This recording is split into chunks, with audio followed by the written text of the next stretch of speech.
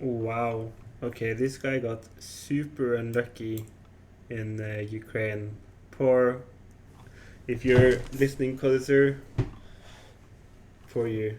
Yeah, he went for a 6 infantry 1 tank. It's kind of a hybrid between the quantity and the hitting power of the 4 infantry 2 tank. He went for the standard attack, but got super unlucky in Ukraine. He only lost 2 infantry. He lost 3 infantry, 1 artillery, and 1 tank. So here I'm gonna get a super strong Germany opener probably. And this is how the map looks at the end of Germany 1. So when you lose Ukraine like this, I don't think you can really stack Caucasus like he did. Especially putting a bunch of units there and not like committing wholly, like half, because he didn't put his fighters there. Because right now I just got to kill a bunch of units for free, and the next turn he can retake it, but then I'm gonna be coming in with all my units once again and super stack it and get Caucasus stacked on Germany too, which is not really playable for allies. So what I usually do when I lose Ukraine is to just give Caucasus and accept that I'm gonna have to play from behind. Because now I don't think it is more about closing the game out cleanly from my perspective now. I think I'm gonna try to do it via a Victory City win in round 4, combined with some India timing with Japan, or a Moscow push if he puts his fighters in India. This would have been a good game to try a tank rush, but I don't really like tank rushes because it's gonna end with a big battle for Moscow, and if you lose that, no matter what your odds are, you don't have backup. Well, if you don't manage to get the VC win, you can still just transition into a normal game. So we'll see what he does with the UK 1 here. Wow, my opponent actually went for my troops in Northwestern Europe instead of killing the cruiser. That didn't even occur to me. Is that good? So he lost... he lost 2 fighters and okay, yeah, that was not worth it for him. What did he buy? Holy. Okay. This, I think this player is playing very unorthodox, let's just say it like that. I'm thinking probably going to be hitting this next turn with what remains of the German Air Force.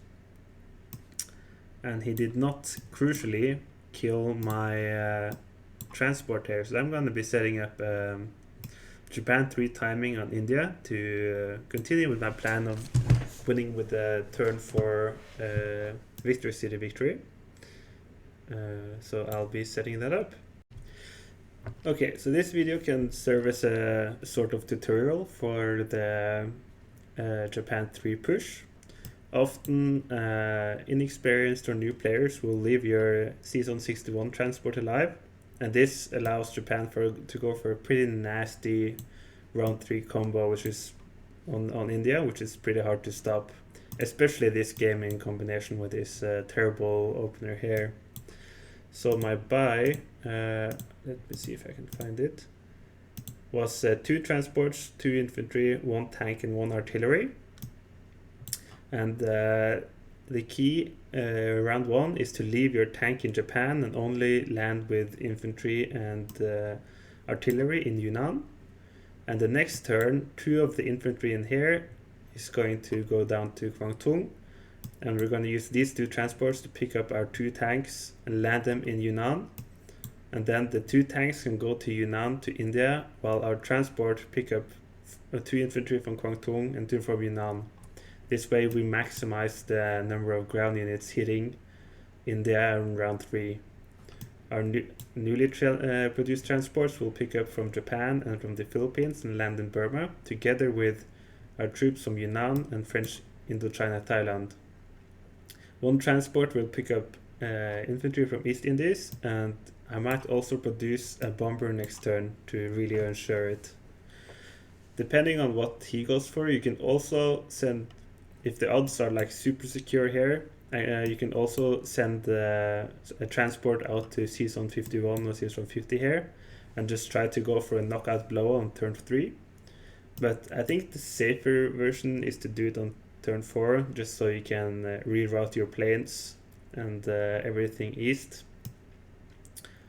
And it would ruin the entire thing to lose the India battle, because I think a lot of players just leave it there, even though I think I guess against a VC push the correct play would be to take the battle no matter the odds, because you lose if you don't.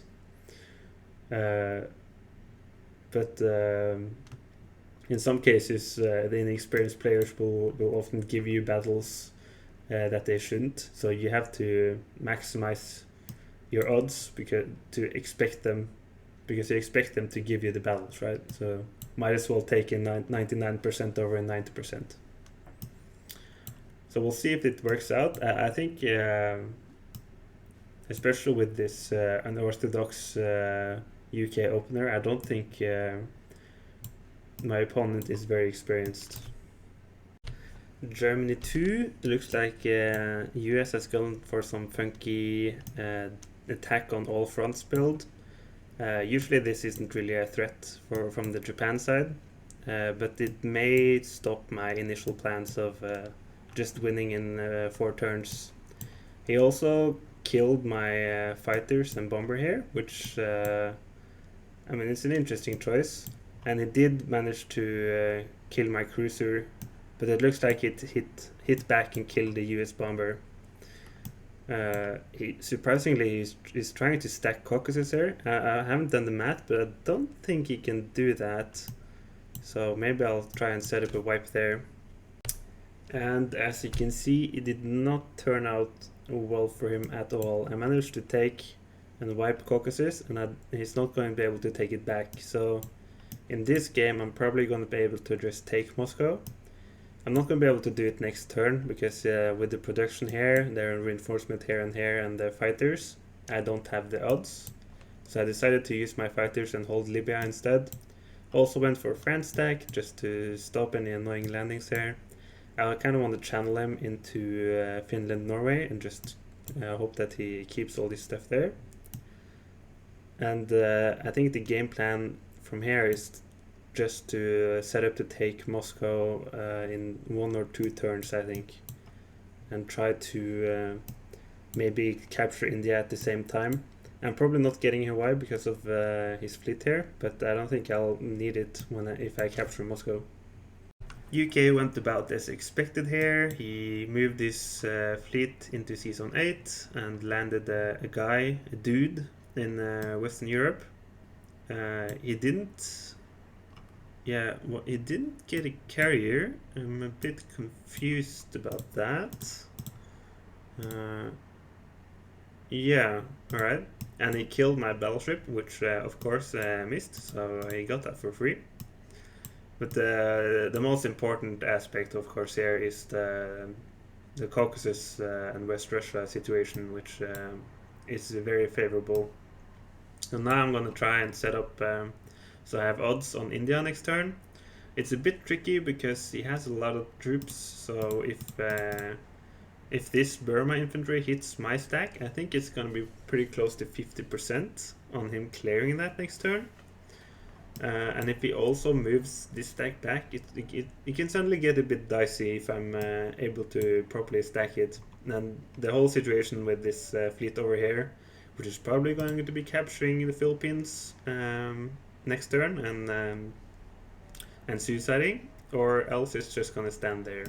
That's usually the case when the US goes 2 oceans. This fleet either sacrifices itself for the grand prize of 3 IPCs and distracting Japan for a turn, or it just chills around, goes on a nice vacation, maybe tries to go to Bali or something. Yeah. So I'll have to do the odds on India and check that they're actually good. The odds are very good, it turns out. It actually says 100% in my combat calculator, but I've had sub 0.01% results for before, so I don't quite trust that. If he offers me the battle, I'm gonna show the battle on camera because it's a big one. I think the same with the Moscow battle. My buy was 1 transport, 3 artillery, 3 infantry, and I went ahead and just got a sub as well. For my round 3, if he doesn't, if he retreats from India, I'm gonna start sending my transports out into the Caroline Islands and Okinawa and set up for the capture of Hawaii.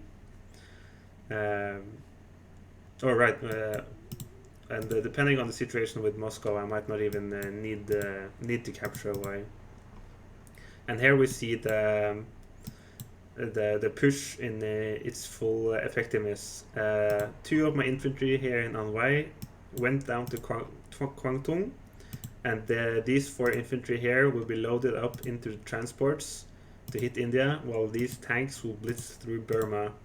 In this way I can kind of cheat out an extra 2 units. So the units that started here, attacked here, will now join the attack on India in round 3. One of these transports will of course go down here in the Zone 37, pick up the 2 infantry and join here. So in total I should have about 14 infantry, 5 artillery, 2 tanks, 6 planes and 1 bomber. Sometimes you can get a second bomber to increase your odds even further, but that wasn't necessary in this case. And don't forget you also have the bombards. From the Indian UK perspective, the way to get the best odds is actually to buy destroyer to block the bombards and to get 2 fighters, and obviously to get all the other fighters in there. But even with that, I have 100% odds according to the calculator, so I'm feeling quite confident here. Yeah, he did land in Borneo with his fleet, so looks like I'm going to be killing that on my next Japan turn. And he also landed here in Morocco. So we actually got a bit of a more traditional setup. Yeah, and he's just stacking Moscow as expected. Yeah, so obviously the most important here is to just set up some odds on Moscow next turn, so that's what I did. Stacked the Caucasus, moved my troops from Karelia down into West Russia. I also decided to set up stack in Italy to prevent the US from capping that, and this stack is going to be moving to France next turn, and I'm going to try and implement stack pivoting here. And yeah, there's going to be a big battle for India, it looks like, since he kept his fighter there, so that's going to be the main point of contention here. Alright, the Empire strikes back. He has retaken Egypt, and he has bought a new carrier, if I'm correct. Yeah, he bought an AA gun? He what? Okay, yeah, he bought an AA gun, aircraft carrier, 2 infantry, and 2 artillery. They deployed a lot in India, obviously, and I'm probably going to be hitting that, and he made hitting this as annoying as possible, so there's going to be some split resources here next turn. Yeah, I'm not sure if I have odds on Moscow, and my general game plan is going to be dependent on that, obviously. I am stacking here in Italy, and I'm not stacking here in France. I'm not going to be able to win in 3 rounds. But if I shift these around, depending on how the setup is here, I might be able to win in 4 rounds. Or probably what he's banking on is that I'm going to have to prioritize between retaking Borneo and capturing India. So I'm going to be trying to do both and be super greedy, but I'm not sure if that's going to work. Alright, Yeah, so I ended up doing both battles. So since these are pretty close, by my standards at least, we're going to be showing them. I think there are 95 and 95 battles, but again, it's going to depend on the anti-air roll, which is going to be vitally important here. If it hits more than one airplane, I think I'm going to be a bit boned. So let's roll it. Okay, it hit 0, so that's wonderful. All right, I hit the ones. Yeah, I hit one. Okay, yeah, 9 hits. 4 on the 50%. Yeah, that's wonderful. And how many hits are we expecting here? He has 14 divided by 3 is maybe 4 here. So, and if you take both these, maybe 6 hits is the expected setup. Okay, 10 hits. That's a lot more. Okay, I'm going to have to do the odds here. Hold on a second. Okay, yeah, we're obviously going to be continuing because this is how we win the game if we win this battle. So even though we were unlucky with our hits here, maybe we'll be more lucky. Oh, there we go. Yeah, that's a lot more reasonable. 3 hits. Yeah, we're pushing on. 4 hits. Yeah, he swiped out. And okay, yeah. So he got a very good round the first round, but we were still able to win. And now we are going to the naval battle, which is almost as important. The most important is that we wipe here. Oh, okay, yeah, okay. It's always very very dangerous with this naval battle. Okay, yeah, we're getting very good odds here. Okay, yeah, we're.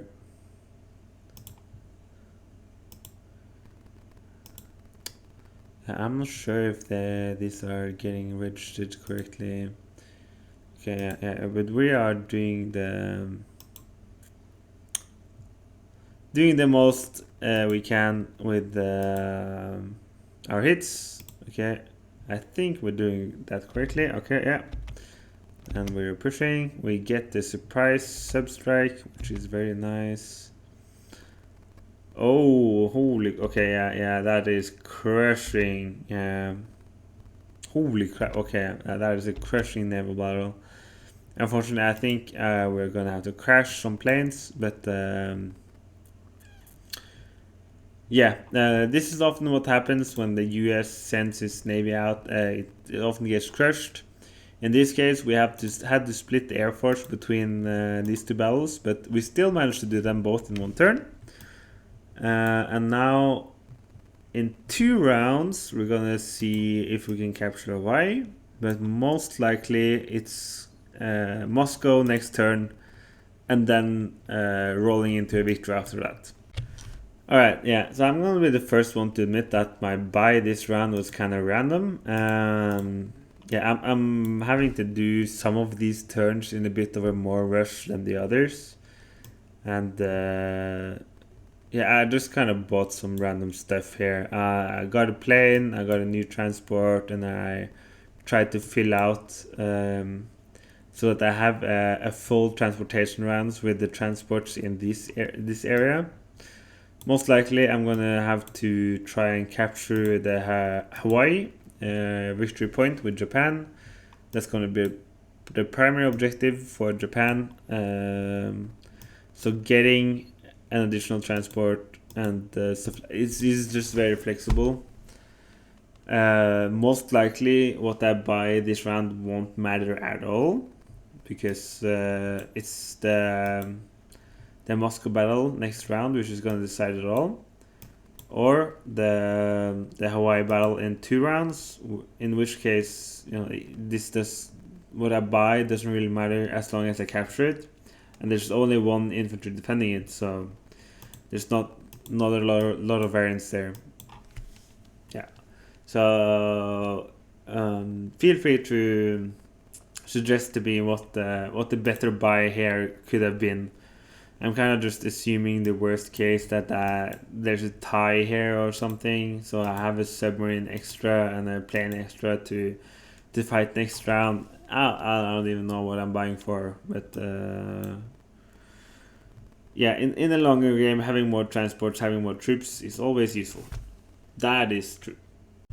Looks like he's landed with every available transport in France, which is Dead Zone province. So I'm not unhappy to see that. And he's also abandoned Moscow. So that means that I can capture it with only the infantry, and probably try and set up a VC victory this round by defending the victory cities in Europe. So this is the setup I ended up going for.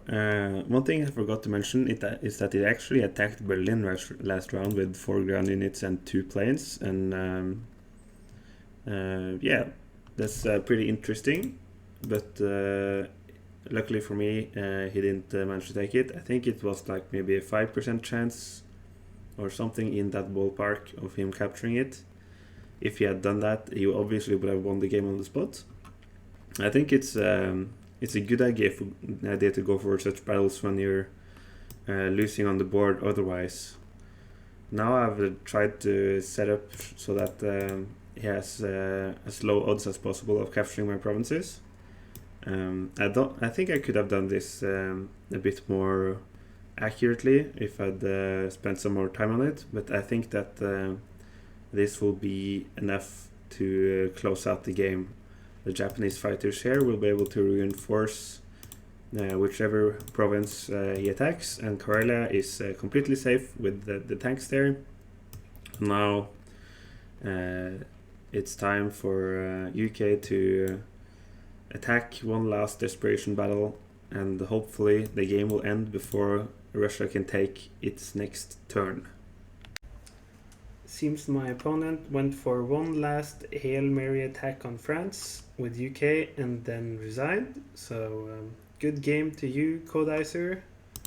This is the final war report, and this is the final map.